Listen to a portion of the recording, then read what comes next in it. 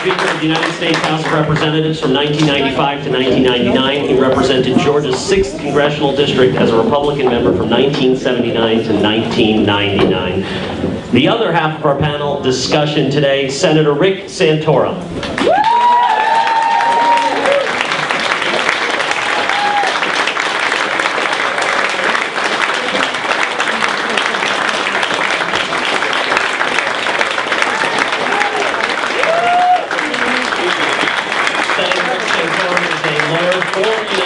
Senator from the Commonwealth of Pennsylvania, and Senator Santorum was also the chairman of the Senate Republican Conference. Gentlemen, thank you so much for coming. Now, I have to put this out there today because we had a debate, and this is actually fun because we could get comments from the last one and we can tweak how we do it. Now, last time, I have to say, some people said, make sure they stay to the point. Make sure they keep to the point. So this time, we're going to make sure you stay to the point. And in this one, we're going to be focused, as we did on the last one, on the Constitution of the United States. We're going to be focused on a document that seems to be playing less and less of a relevant role in government today. And we're going to see what you think about this and think about some of the issues. And I'm going to start with you, Senator Santorum. And I really want to get into this issue of the temptation factor. You become President of the United States. You want to grow the executive. You want to grow your influence, grow the power. How are you going to resist that and shrink the size of government in a constitutional way? Well, I mean, again, I always say just look at experience and look what you did when you had the ability to do something about that. And you know, my voting record was coming from a state like Pennsylvania, which is one of the most, well, let's say, purple states in the country, very much a swing state. There's a tremendous amount of pressure, and I'm sure Newt can share this with you. There's a tremendous amount of pressure to grow the government. For every one person that comes in and says, you know, we'd like you to cut this, there's 100 plus who want something from the federal government, believe it's the federal government's responsibility. And so there is that at probably every level. I'm sure there's Speaker O'Brien here who will tell you that's true here in New Hampshire.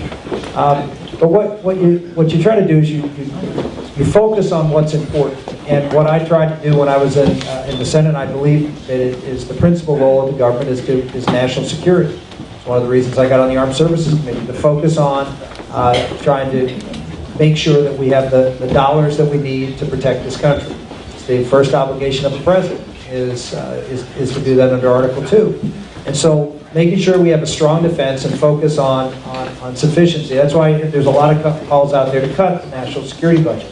I don't believe we should. I think that's one area of the government that we need to, particularly given what's happening in the world today, we need to not only maintain, but we need to improve the quality of our force, in the sense that we just don't have enough people in that force right now to keep up the operational tempo that's necessary for the country. So we need to improve our Navy. We need to improve with more ships. We need our aircraft. There's a lot of areas that we need work. And I know Newt and I have both signed on to a group called Strong America Now, which is putting in a program called Lean Six Sigma to get more efficiency. It's been used already in the federal government, in the Defense Department. I would use it more extensively to squeeze the waste out of the programs, and target more resources. On the other issues you look at, I think both of Newt and I would say that there's too much that the federal government does right now that can be and should be done by the states.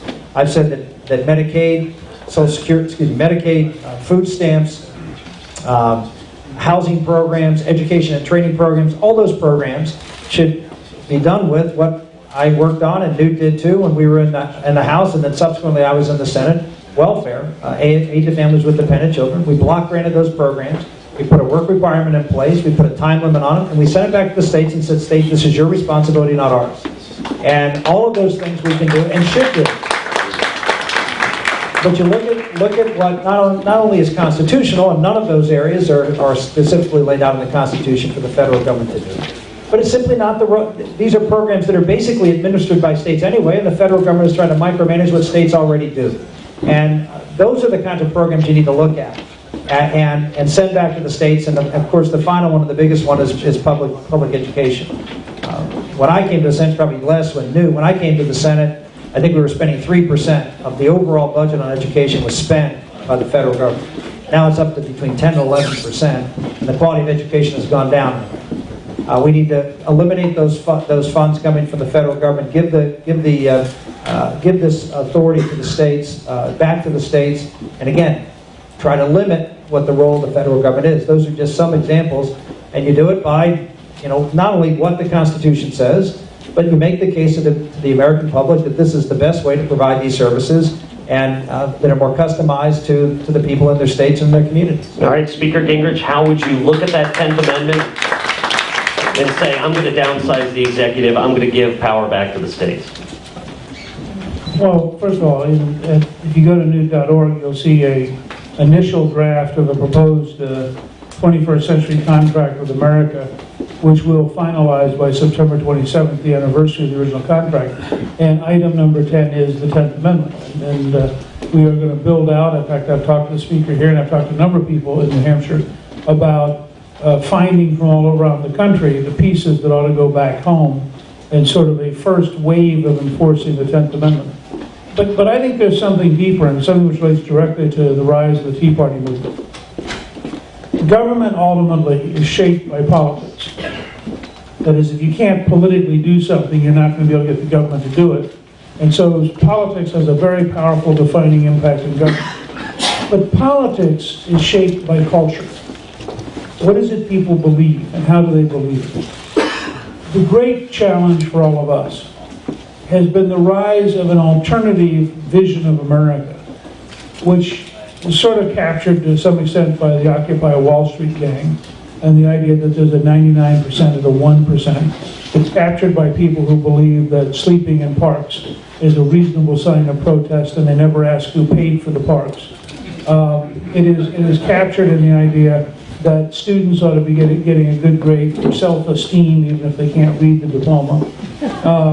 And the idea that we ought to give people money for 99 weeks to do nothing, because after all, otherwise they would be doing nothing without the money. And that would make them feel better. I mean, just go through all the cultural things we come to. This campaign, I believe, is a cultural campaign which leads to a political consequence, which then changes the government. And one of my thematics has been to say to people that I don't ask anyone to be for me. Because if you're for me, you're going to vote, go home and say, I hope Newt fixes it. I ask people to be with me for 8 years, because if you shrink the Washington bureaucracy, if you implement the 10th Amendment, and you really shrink the Washington bureaucracy, you have to grow citizenship. You have to replace the vacuum. And one of the great challenges of conservatism has been that it knew what it was against, but it didn't have a very good formula of what it was for. And what the Tea Parties have done that is really helpful is they have reasserted the importance of the Declaration of Independence and the Constitution as living current documents. And that leads to a whole range of things. This one, I'll give you an example. If you go to Newt.org, there's a paper on rebalancing the judiciary. And I think it's the boldest statement of taking on the judiciary since Lincoln's first inaugural address, defying the Supreme Court in the Dred Scott decision. And Lincoln said, to believe that 9 people could change the law would be to give up all of our freedoms. And I think if you get a chance to read it, you'll have a sense of how bold I'm prepared to be and how decisive I'm prepared to be. I'll just give you one quick example. Jefferson, in 1802, passes the Judicial Reform Act, in which 18 out of 35 federal judges have their offices abolished. They're not impeached. They're told, as of today, your office has, and you have no salary, you have no court, you have no clerk, go home. It's over half. Several of them try to file a lawsuit saying it's unconstitutional.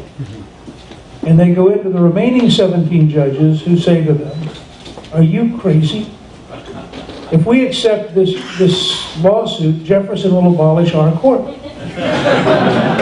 And they couldn't get any judge to take the case. Now, the only reason I cite that goes back to the 10th Amendment. If you create a national majority which understands that it intends to dismantle much of Washington and return it home, and that majority is serious, you can create precisely the wave of change that Jefferson, Jackson, Lincoln, Franklin Roosevelt, and that Reagan started, but we were not able to dig deep enough and complete, because we were frankly busy beating the Soviet Empire. But now I think we can turn to home and get the job done. Senator Santorum, I want to ask you about something that has been in the news quite a bit recently. There's been a large back and forth as to its constitutionality. Gangs of six, super committees, things none of us learned about in high school civics. Are these constitutional? Well, I don't think you can delegate the authority of the Congress to a committee the way they have. So, no, I don't think but again, I mean, the way they did it by putting the national security of our country basically in jeopardy as a fallback position was irresponsible, completely irresponsible to put national security on that chopping block. So no, I don't think it's constitutional. No, I think the way they went about it was wrong on top of it. I want to pick up on what Newt said, because I think it's an important point. And, you know, I agree that culture is upstream of politics, and people ask all the time, how are you going to get this country together to do these big things? Because we're talking big things. I mean, you know, Newt's put forward a plan on the courts. I've done the same thing. I mean, I've been out talking about abolishing the Ninth Circuit. I mean, how can you do that? Well, the same thing that Newt just mentioned. I mean,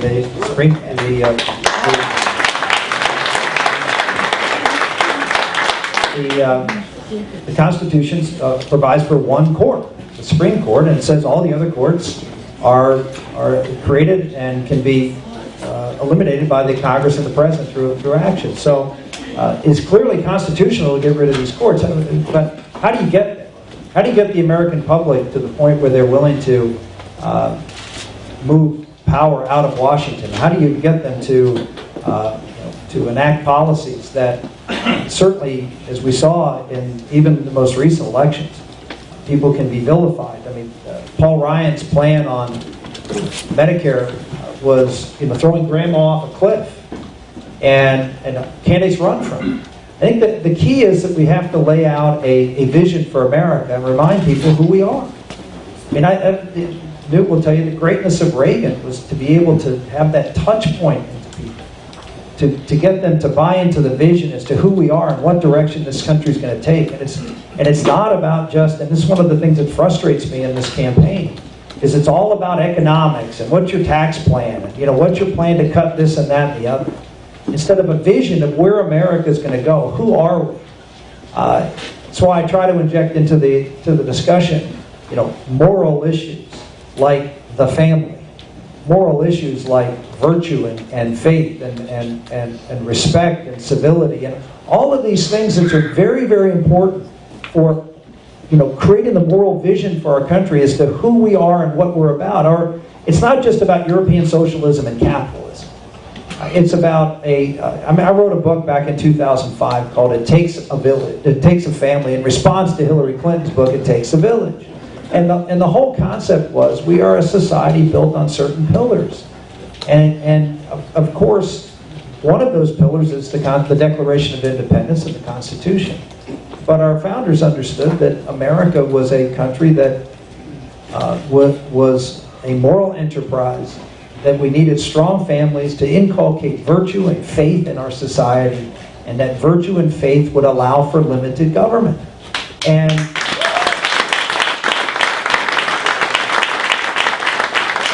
the more stable families are, the more limited government can be, because the families are there to be the first school, the first hospital, the first, you name it, whatever, everything that a child and a family needs. And if the family unit is strong, and again, we don't talk in these broad pictures, and that I think are really important for candidates to do if we're going to be successful in saying to people, here's the vision, here's some programs for how we get here, but first have to lay out who we are, how we got to where we are. Newt, as you can hear, and you'll hear tonight, a great historian who can paint those pictures. I'm just a son of an Italian immigrant, and I just tell it from sort of my experience of how America shaped us and our family, and either way, it's a way to paint that positive vision of what America has been and can be. All right. And then we'll get to the political solution. All right, thank you. Speaker Gingrich, what do you think about the super committee and these gangs and things like that that really started appearing? Oh, look, I agree a great deal with Senator Santorum. I think it's, first of all, I think it is probably the dumbest legislative idea that I've seen in a career of looking at pretty dumb legislative ideas. And I think it's dumb at three levels. I think it's dumb first because you have 535 members of the House and Senate. And the idea that you're going to basically put 523 of them over to one side so that 12 geniuses picked by their political leadership can magically achieve something that 535 couldn't just strikes me as exactly the opposite of the approach the Founding Fathers would have taken.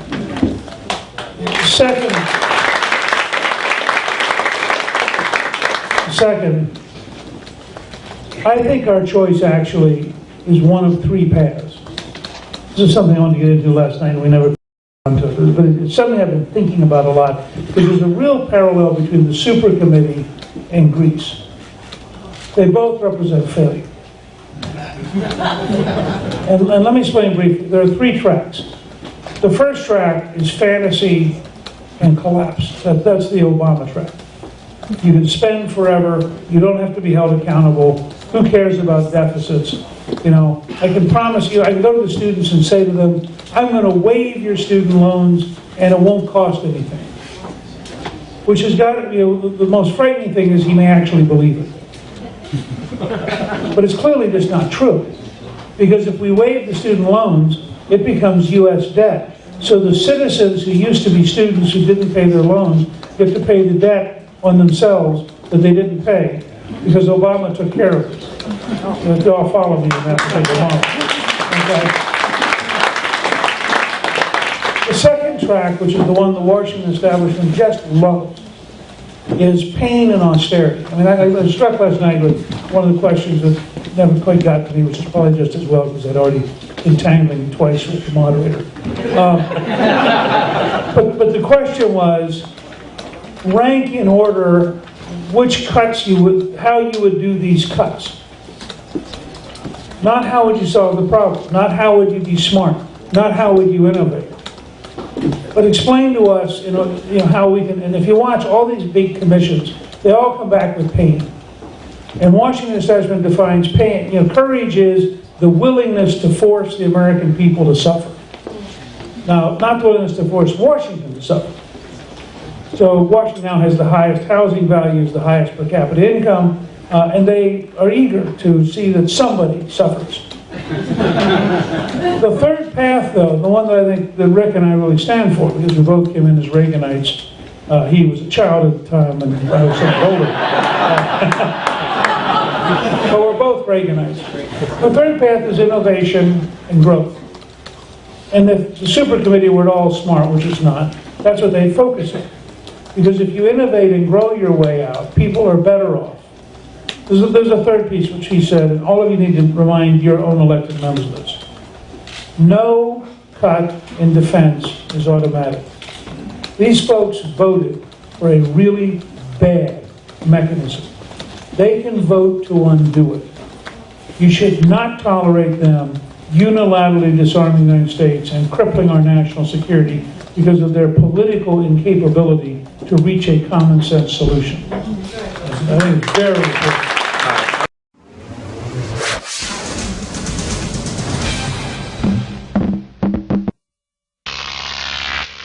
Crop TV.